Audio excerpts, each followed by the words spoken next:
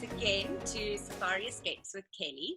Today I have the lovely Hayley Plaskitt from Imvelo Safari Lodges. Hello Hales, you're looking absolutely gorgeous today. How are you and where are you?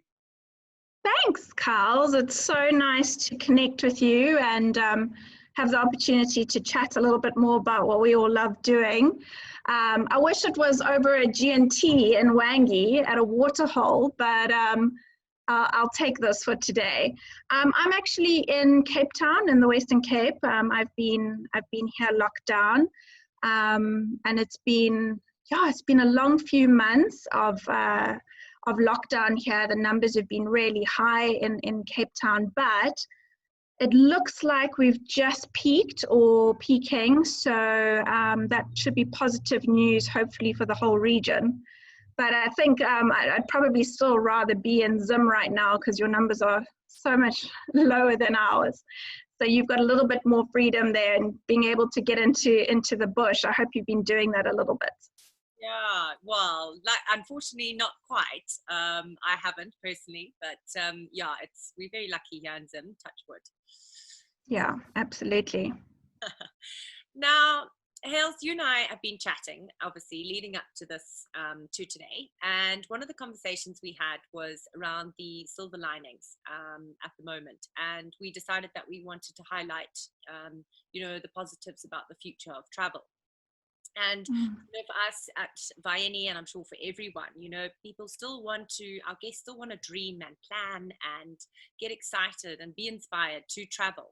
But obviously there is the big question of safety first, and also what is going to be the future of travel. People used to want to come to Africa and they do as many countries as possible and tick them off their bucket list. Whereas I think now it's going to be quite different, and people will fly into one country and, it's less of a risk. They'll travel around within that country. And each African country's got its own, obviously, beautiful, unique opportunities and adventures and everything. But today we're going to talk about them, and obviously Wangi, which is a very close place to yours and my heart, one of our favorite national parks. So yeah, Hales, what are your thoughts on this? Absolutely, Carls. I think one of the silver linings of these unprecedented times that we're in is that travelers are asking to slow down on their holidays and just to more fully experience the moment. And Zim and Wangi specifically just ticks all the boxes that travelers are asking for post-pandemic. Not only the wide open spaces and the small intimate camps, but also well spaced out tents and all the beautiful outdoor dining opportunities. It's just perfectly set up for a post-COVID holiday.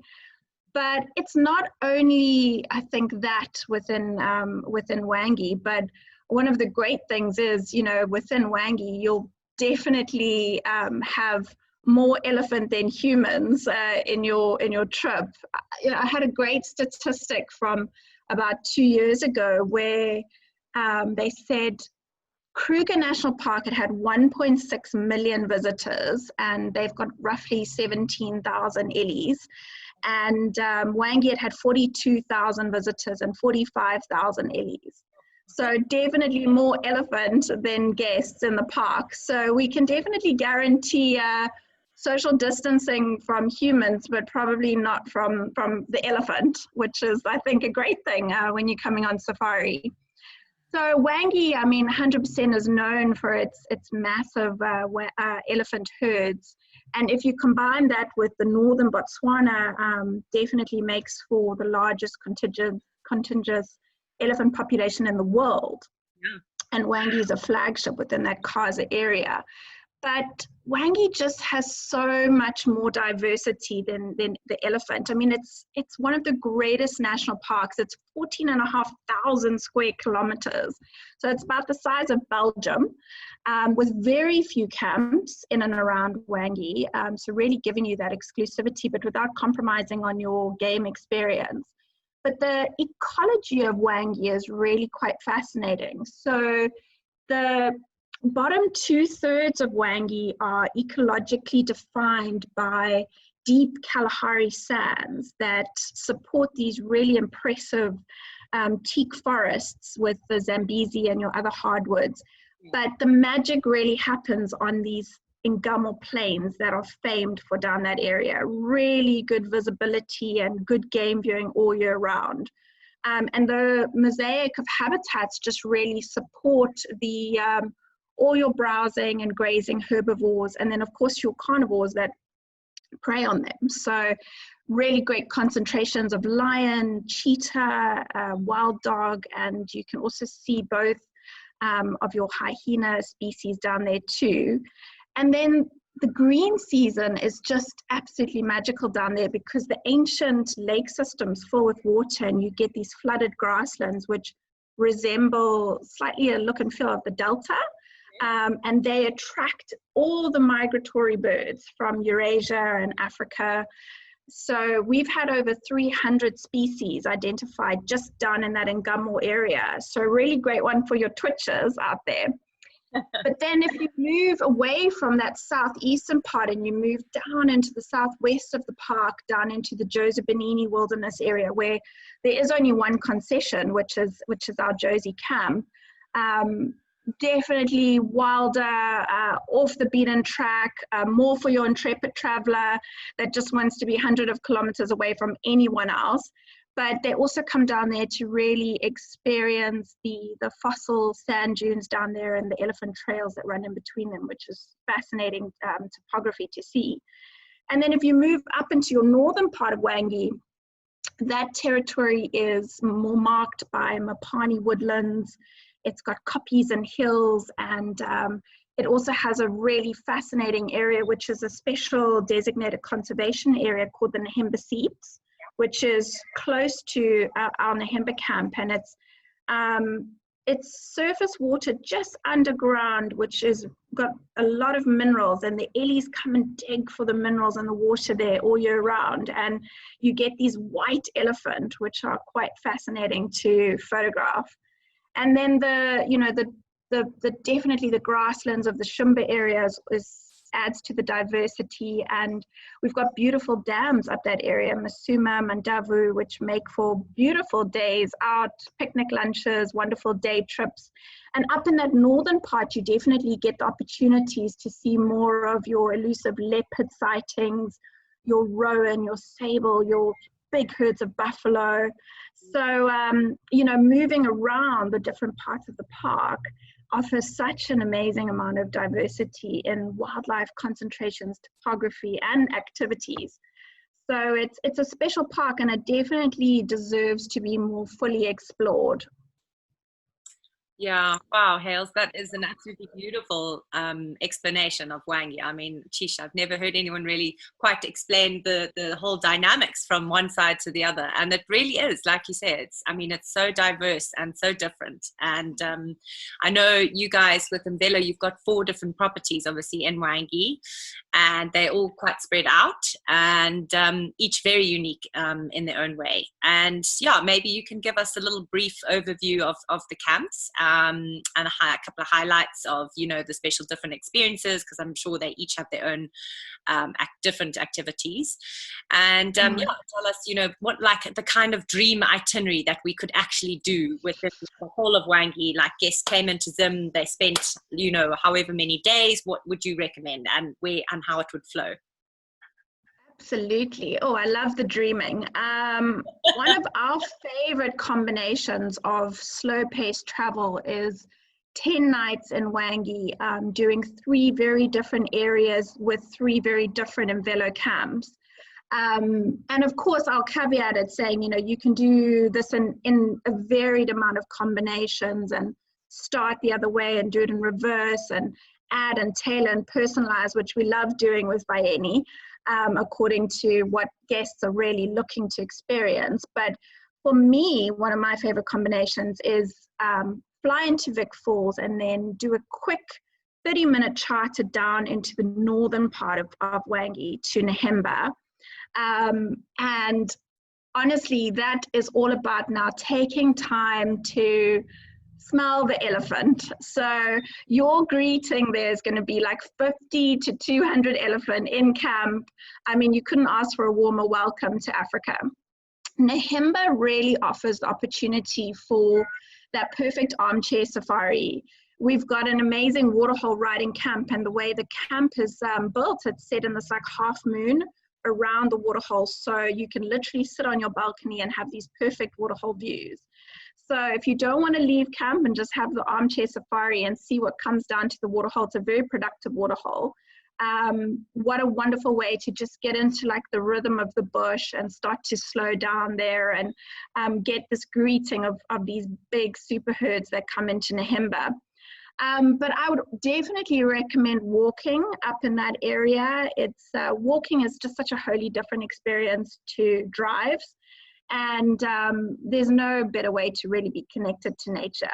And I've got to give a little shout out to our Zimbabwean guides. I mean, definitely, and I'm not being biased, I'd say the best in Africa. You know, they take 6 to 8 years to qualify. So you know the quality of your guiding is going to be exceptional, which I think is such a huge criteria when looking to book a safari. And then I would have to say you have to try a yoga safari when you're with us at Nahimba. So our lodge manager, Amy, is a qualified yoga instructor.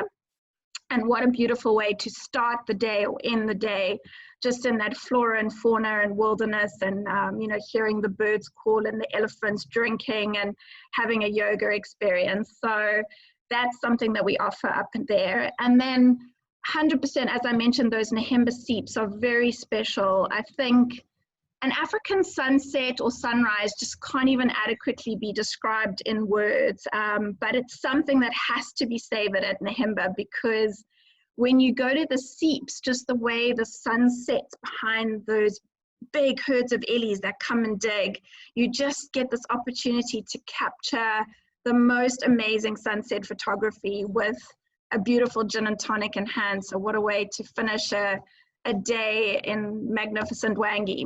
So I would definitely recommend 3 nights at Nahimba. It's such a charming camp, and just to slow down and get into the rhythm. And then do another quick hop on a charter down to Jozi. So I think another celebrated luxury of post-COVID world is going to be flexibility and exclusivity. And that you will have in abundance at Jozi Benini. So, you know, Jozi is, we talk about private, we talk about disconnecting, and I think Jozi just takes those overworked words to another level. It is really about like the luxury of exclusivity here. Time just stands still at Jozi. We offer mountain biking, so that's a really cool experiential activity that you can do in those beautiful elephant trails I mentioned. And what a wonderful way to be active on safari and experience it from a different viewpoint. And just spending hours in our look-up hide there is really special, just to see the parade of elephants that come through in the high season. I like to say Jozi and a combination with Nahimba is the greatest elephant show on the planet in the dry season. You can't ask for more than that. So if you're an elephant lover, those are the 2 camps to 100% come to in the dry season. But also great lion activity, wild dog activity, opportunities to see things like Hemsbok down there, beautiful walking. But one of our favorite things is that everything is outdoors there. So it's outdoor dining, you know, dinners under the stars, you can't beat the ambience. And then we have star beds. So you just roll those out and sleep under that canopy of stars in the evening. We've only got 5 tents at Jozi, so it's a very small, intimate camp. So if you're thinking again about exclusivity and privacy, you know, you can literally take that camp out all on its own, and it's very reasonably priced. So it's another idea for family travel post-COVID with all those reunions that I think will take place. So I recommend 4 nights of splendid isolation there. And then from there, what I recommend is a full day trip up through Wangi, watching that changing topography as you head up into the southeast to Camelthorne, to spend your last 3 nights in a bit more luxury in our safari villas with these beautiful plunge pools that are set up on the maisonette level, overlooking the canopy of trees. But that day of driving through Wangi is so rewarding, because you actually get to see so much of the conservation that's done in Wangi firsthand. So Wangi's got no natural water sources, and the operators all work to provide water for the wildlife in Wangi. And Imvelo look after 19 pumps in Wangi, which equates to probably looking after about 25% of Wangi's wildlife. So it's a huge drive and a huge push for us. And you get to meander and actually go to quite a lot of these waterholes that we look after as a big feature of that drive up to Wangi. And we call it the pump run. So it's one of our unique activities. And you get to see conservation firsthand. So we drop off diesel for the engines, we do maintenance on the pumps, we get to visit the guys that live on the front line that actually look after those pumps in the dry season. We're doing a lot of work to hybridize the pumps at the moment. So that's new innovations that's taking place, that's always ongoing work. And guests just get to really, you know, hear all the history of the park from all the knowledgeable guides that do those drives up and down, taking our guests through this beautiful landscape. And then you get to arrive in Camelthorne for your last, I'd say, 3 nights minimum, because Camelthorne is, you can do everything and you can do nothing. So we offer the most amazing array of experiential activities down in this part of the park. It's a very game-rich area in Wangi. So your guests are going to have the thrilling game drives and the walks on the scenic Ingamo Plains. But we have a very strong link with our communities in this area of the park. So the lodge is actually built on community land. And we find that one of the most unique and authentic experiences is from visiting our neighbors and actually spending time immersing with the communities there. One of our favorite activities is to get up early in the morning and meet the kids that are walking to school and do a 3-kilometer walk to school with the kids, and then enjoy an open air assembly, which is all done now with COVID protocols in place and social distancing. But what a wonderful way to just immerse. And, you know, we're finding safaris are evolving so much. So guests just don't want to eat big meals and sit on game viewing vehicles anymore. They want to be active. They want to be healthy, and they want to, you know, really just go deeper. And I think Camelthorne offers that in spades.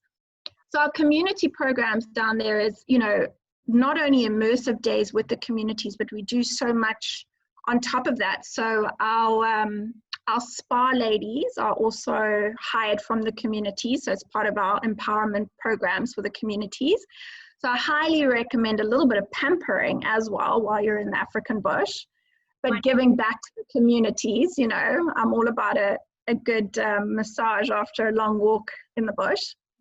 And then I have to, again, give a shout out to our COBRAs, which is our Community Wildlife Protection Unit. So this is a fascinating piece of work. So it initiated in 2018 with 4 rangers down in the Makona area, which worked with the National Park Scouts, and they looked after the southern end of the park. But we've evolved this, and we've created a second base now, which is at Ingamo, which is where Camelthorne and Bamani is. And this is now 19 scouts that we've recruited that are all purposely recruited from the surrounding areas. And they are doing some fascinating work down in that part of the park. Not only are they doing the patrols to deter the poaching in the communal lands, but they're also very much involved in fixing boreholes and fire guard maintaining, but very excitingly for me, getting into the communities and educating our neighbors on the importance of conservation work. And you've got to bear in mind, this whole stretch, which is about 120 kilometers of real human-wildlife conflict, it's the largest human-wildlife contact zone in the Kaza area. So there's a lot of work to do, and our communities really are, you know, on the cutting edge of that community and conservation efforts in the 21st century. So our COBRAs are, doing some great stuff out there. They last year they collected 292 snares. I think they patrolled 4,500 kilometers, over 300 patrols. So they are making a significant difference, and especially this year, it's going to be even more important. So the cobras are really important, and if guests are in camp and they're in base, they can actually go and spend a day with the cobras and actually get involved in whatever activities are ongoing in that day. So community work and immersion is a massive part of your time that you would spend at Camelthorne. But there's other fun activities. So we do horse riding. What a great way to just get so close up to wildlife. You can cover more distance than walking, and you can go places that you can't get to in vehicles. And one of our favorite trails is a ride from Camelthorne to the village, and you have a little picnic brunch at the village, meet the headman, and actually proceeds of that ride go to the Inganyama village. So another way of giving back. And then of course, it's all about, again, getting guests out of a vehicle and doing safaris differently. So I mentioned we've got a look-up hide at Josie, but we've also got another one down at Bramani and Camelthorne. And we've taken some real learnings from guests' feedback on what do they love about hides and what they don't love about hides around Africa. And two main things always stand out. So they say, we love being in hides and we have a couple of gin and tonics, and then we need the loo and we've got nowhere to go and there's elephants everywhere. Or we love being down there, but half an hour in and we're getting claustrophobic, and now again, we can't get out. So we took all of that into consideration, and our hides are 20-foot shipping underground blinds. They are spacious and airy with seats and a flush loo.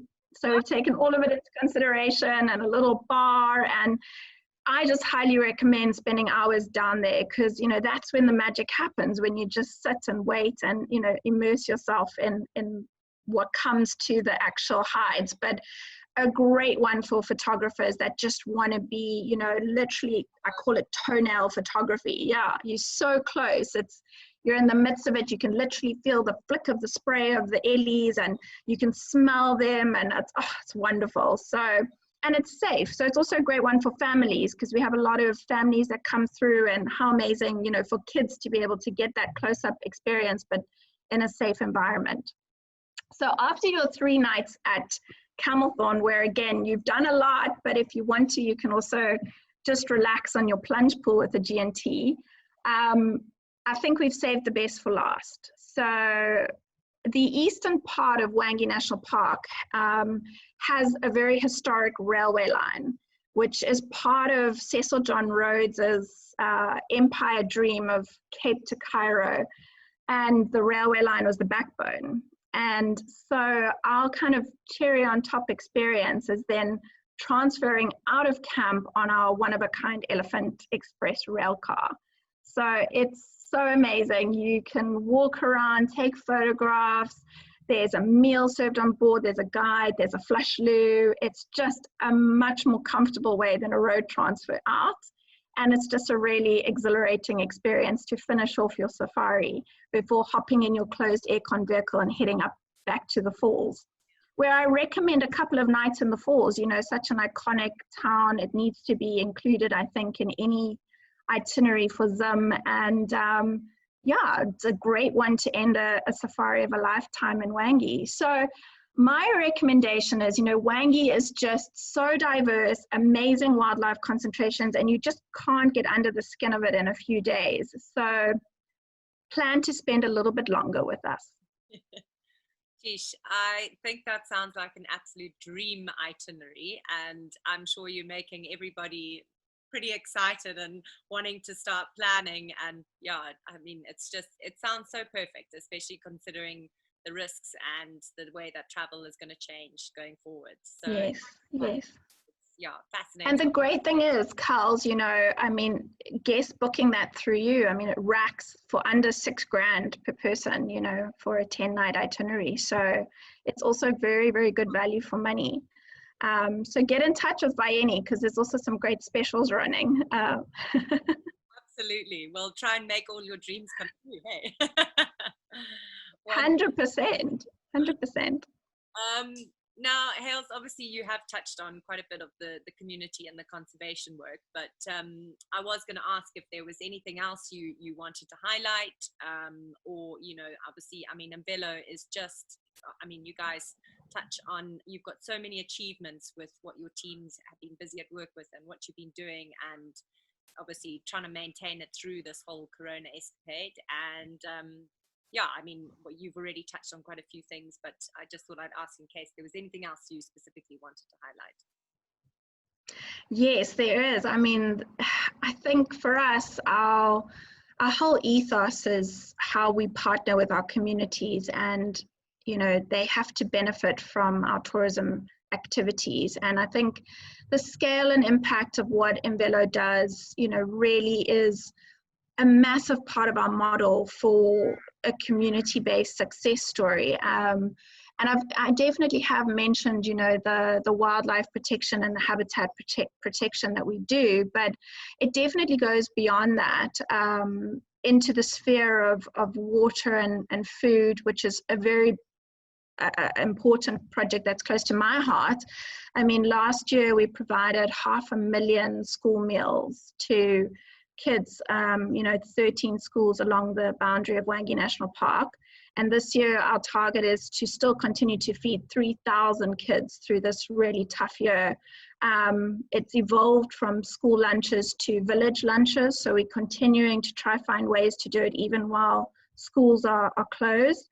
And it's something that everyone can get involved in. You know, for $1 you can feed a child for a week.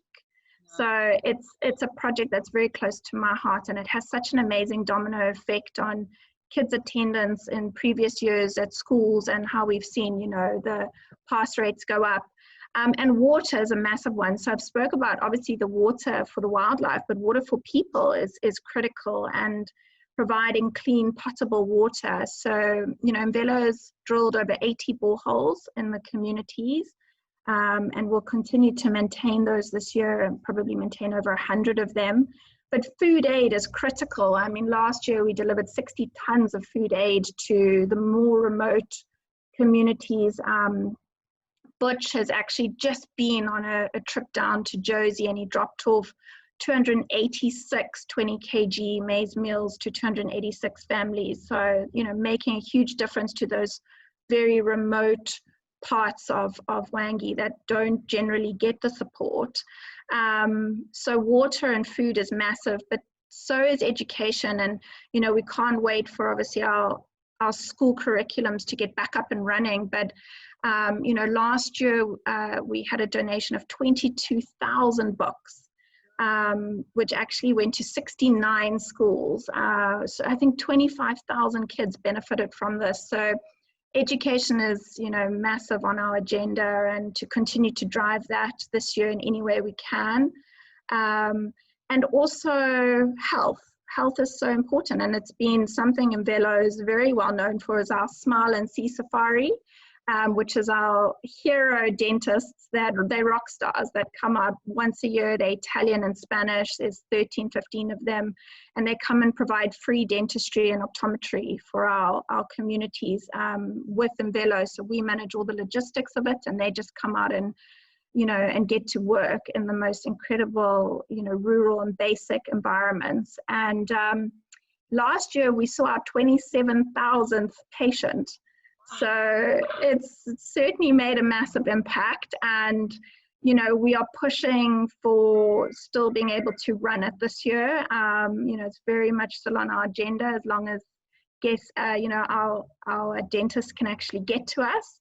But, you know, while that is, you know, we're waiting for the borders to open, we're doing a lot, you know, where we can. Fluoride applications for kids. We've, you know, just before lockdown, we did 740 fluoride applications for children, and donated 5,000 toothbrushes. So our work is extensive, and we're continuing to really safeguard Vayeni and the communities this year. They need us now more than ever. And if anyone wants to get involved, they need to go to Vayeni Needs You online, and all of our programs and ways of donating are there. So it's you know, it's all done through amazing donors, amazing philanthropy work, and just some very committed, passionate people on the ground that just get to work. And that's what we're continuing to keep very busy with our conservation caretaking teams on the ground at the moment.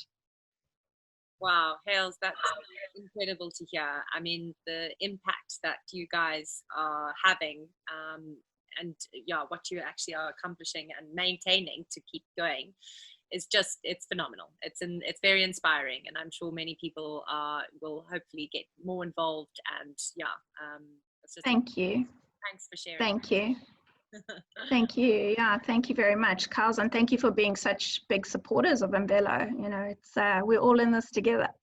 Absolutely. Now, last question, Hales, on a slightly different matter, a little bit lighthearted. What is, obviously we're in the safari industry, and the bush is our game. So, what is your favorite animal and why? Can you guess which one it is? Oh, if I had to take a wild guess, what I've said, I'd say the elephant. Absolutely, it's the elephant. I mean, for me, who doesn't love watching a little baby elephant trying to learn to use its trunk? I mean, is there anything cuter out there?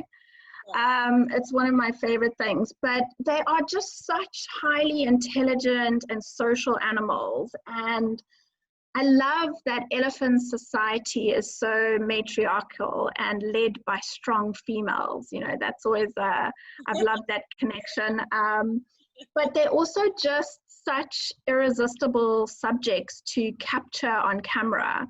I mean, from those wise cinnamon-colored eyes to the worn toenails and the aged wrinkly skin. I mean, I can just sit and watch them for hours. They're so fascinating. And you know, they're the largest land animal on earth, but yet the most majestic, gentle giants.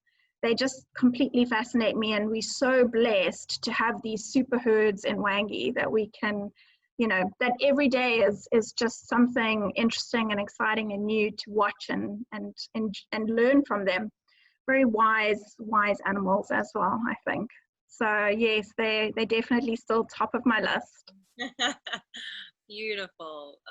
Well, yeah, I think I agree with you. They are, I mean, I love the matriarch part of it as well. Absolutely. Well, Hales, thank you so much. It has been absolutely amazing chatting to you, and so inspiring, and yeah, just wonderful to hear all the knowledge and advice and stories that you have and tales about Imvelo. And yeah, I really appreciate you being here, and thank you so much. Thank you, Kelly, and you know, keep on with all the work you guys are doing. We appreciate you, and we can't wait to just have all of our guests come back and enjoy, you know, this amazing expansive wilderness that we get to, you know, call our home and get to protect and share, hopefully, with more people in the future. So here's to looking forward to a brighter 2021 where we can have a lot more safaris on the go. I agree 100%.